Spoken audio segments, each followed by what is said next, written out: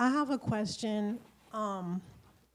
So since the theme is to want for nothing, and last week Joelle and Lee J kind of touched on the subject of wanting things like that were practical. You said were practical, and with the answer you gave, I agree.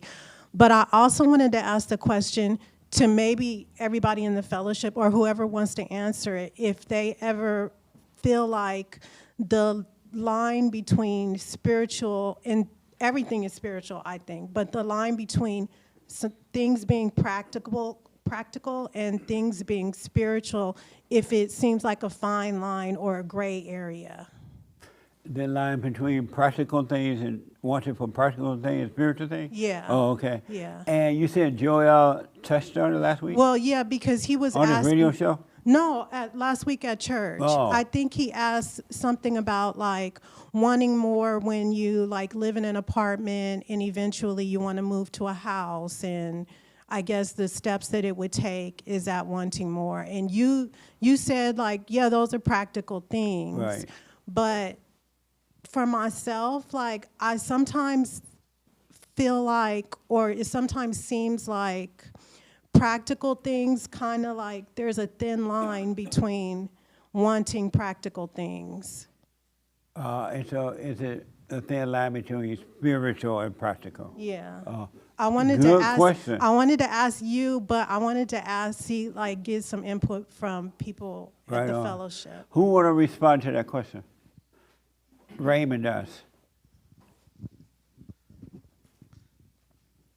Before you start to ask for what is practical, you must be aware of what you consider practical, because all too often you may make a false judgment as to what is practical and what is spiritual.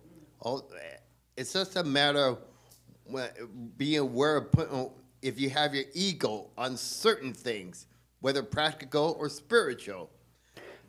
And can you have an ego on practical things? Yes, you can. Give me an example. Okay, you may have for such one day a car.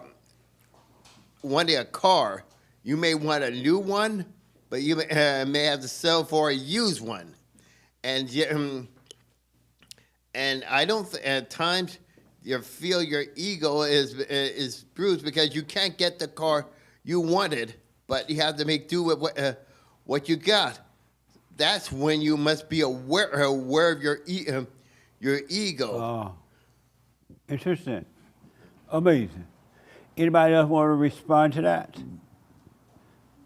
Is there a thin line between nice? Hold on 1 minute. No problem. Go ahead. Welcome, by the way. Oh, thank you. I know when I am thinking of something, whether if it's in God's plan, I just pray for it. I'm like, God, if this is what I'm supposed to do, please guide me and let me be able to do what you want me to do. But if it's not, like, I'll give you an example. I went to school for many, many years. I went and got my master's, thought I had a plan. I was going to be a practitioner, had a stroke. That was not God's plan for me, to be a nurse practitioner. It was God's plan to stay as a nurse and to take care of my family and to do his work. It wasn't he didn't want me to work 70 hours a week and be that nurse practitioner, even though that's my whole life's goal. So was this a disappointment to spend all that time going to school? It was. And end up becoming a wife? Yeah, I still work, but I am a wife and a mother and a grandmother, but I don't even work full time. I work like a couple days a week so I can help take care of my grandkids. Wow. And I get more joy out of that and Yeah. teaching them than anything else. Did So you go ask for sometimes your money back? I wish. I still paying on my student loans. Amazing. No. Okay. Anyone else? Joyce, you said it. Is there a thin line between practical and spiritual?